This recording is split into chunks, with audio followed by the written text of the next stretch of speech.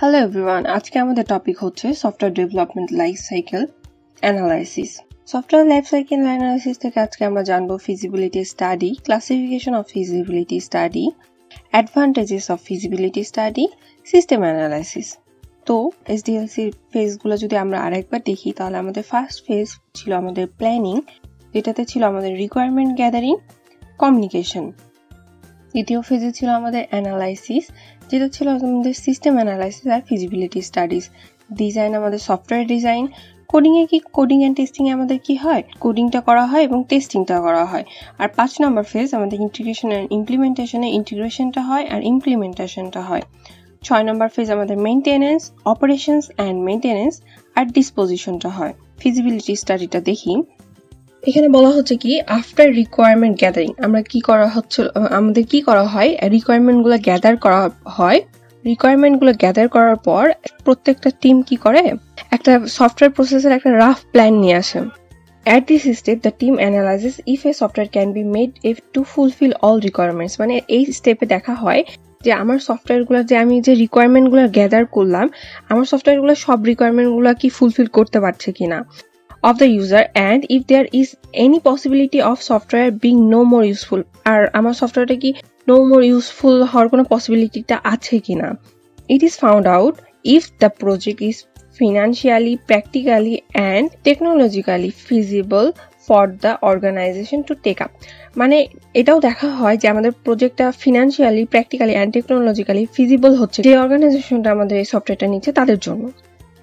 There are many algorithms available. আমাদের যারা developer আছে তারা জানে যে অনেকগুলো অ্যালগরিদম অ্যাভেলেবল আছে আমাদের এই ফিজিবিলিটি স্টাডি করার জন্য, which help the developers to conclude the feasibility of a software project.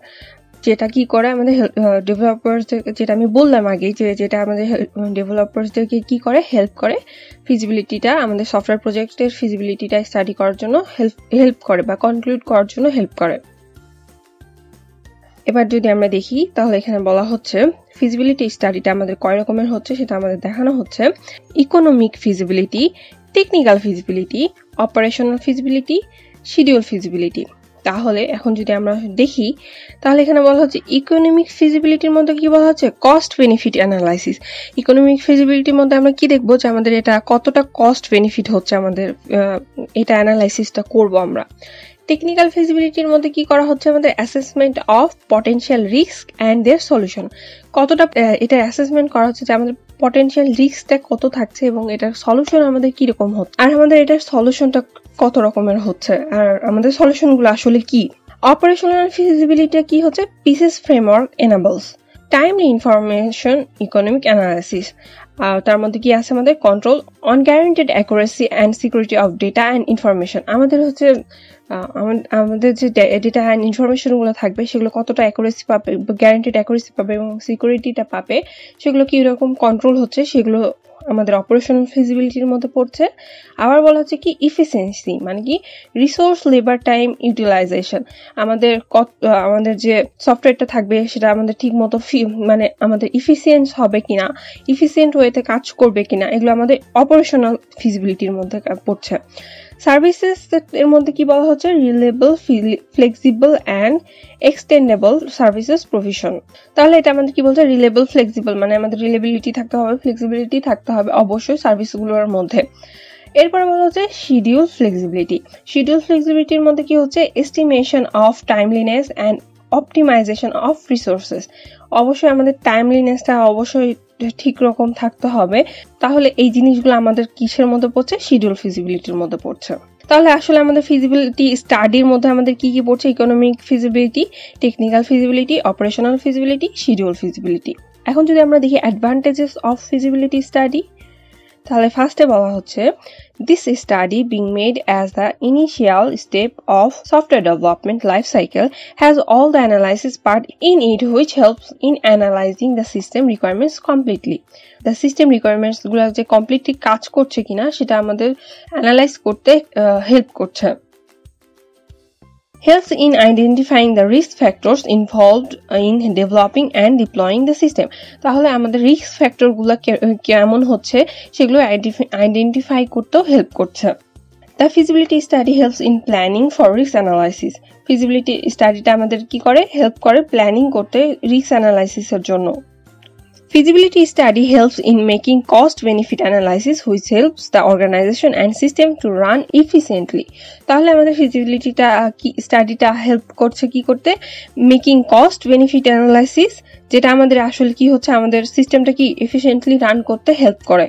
Feasibility study helps in making plans for training developers for implementing the system. আমাদের যে সিস্টেমটা আমরা ইমপ্লিমেন্ট করব কি রকম ধরনের প্ল্যান দরকার সেটা তৈরি করতে আমাদের হচ্ছে হেল্প করে আসলে ফিজিবিলিটি স্টাডিটা। তারপর বলা হচ্ছে কি আমাদের, so a feasibility study is a report which could be used by the senior or top person in the organisation. তাহলে আমাদের ফিজিবিলিটি স্টাডির রিপোর্টটা যখন আমরা আমাদের অর্গানাইজেশনের একটা টপ পারসনকে দিব, তারা অবশ্যই বুঝতে পারবে যে তারা যে সফটওয়্যারটা তৈরি করছে তাদের সফটওয়্যারটা তৈরি করতে কেমন খরচ হচ্ছে বা কি ধরনের কি প্রবলেম ফেস করতে হবে, কি ধরনের কি করলে তাদের সফটওয়্যারটা ভালো হবে, কেমন প্রবলেম তারা ফেস করতে যাচ্ছে আগামীতে এই সফটওয়্যারটা নিয়ে, বা কি ধরনের লাভ তারা করতে চাচ্ছে, এরকম কিছু একটা আইডিয়া তারা অবশ্যই পাবে। This is because based on the report, the organization decides about the cost estimation, funding for and other important decision which is very essential an organization to run profitably and for the system to run stable. তাহলে কি হচ্ছে, মানে হচ্ছে feasibility study রিপোর্টটা আমাদের এত important কেন হচ্ছে, কারণ আমাদের অর্গানাইজেশনটা কি করে এই ফিজিবিলিটি স্টাডি রিপোর্টটা দেখে তারা হচ্ছে ডিসিশন দেয় যে তাদের কিরকম কি ধরনের হচ্ছে কস্ট এস্টিমেশন করা দরকার, কিরকম ফান্ড রাখা দরকার, তারপর আর যেগুলো ইম্পর্টেন্ট ডিসিশন তারা রাখবে যে হ্যাঁ এই সফটওয়্যারটা নিয়ে তারা কাজ করবে কিনা, কি ধরনের কাজ তারা করবে, এই সফটওয়্যারটা তাদের ঠিক মতো কাজ করবে কিনা, তাদের সফলতাটা কেমন হবে, এই সফটওয়্যার তার সিস্টেমটা স্টেবল হবে কিনা, এই ধরনের আইডিয়াগুলো তারা এই ফিজিবিলিটি স্টাডি দ্বারাই পেয়ে যায়, এই রিপোর্টটা দিয়েই পেয়ে যায়। সেই জন্য আমাদের ফিজিবিলিটি স্টাডি রিপোর্টটা অনেক ইম্পর্টেন্ট। এবার আমরা আলোচনা করব সিস্টেম অ্যানালাইসিস নিয়ে। At this step, the developers decide a roadmap of their plan and try to bring up the best software model suitable for the project. এই স্টেপে ডেভেলপাররা কি করে, একটা রোডম্যাপ তৈরি করে তাদের প্ল্যানের জন্য এবং একটা মডেল তৈরি করার চেষ্টা করে তাদের সফটওয়্যার প্রজেক্টের জন্য। System analysis includes understanding of software product in limitation. System অ্যানালাইসিসটা আমাদের কি ইনক্লুড করছে, আমাদের হচ্ছে সফটওয়্যার প্রোডাক্টের কি লিমিটেশনস থাকছে, learning system related problems, system related কি প্রবলেমস থাকছে, or changes to be done in existing system before hand. মানে আমাদের এক্সিস্টিং যে সিস্টেম আছে সেগুলোর কি হচ্ছে চেঞ্জগুলো দরকার, সেগুলো identifying and addressing the impact of project on organization and person etc. মানে আরো কি করছে, আমাদের আইডেন্টিফাই করছে যে আসলে আর কি ইম্প্যাক্ট দরকার আমার এই প্রজেক্টটার উপরে।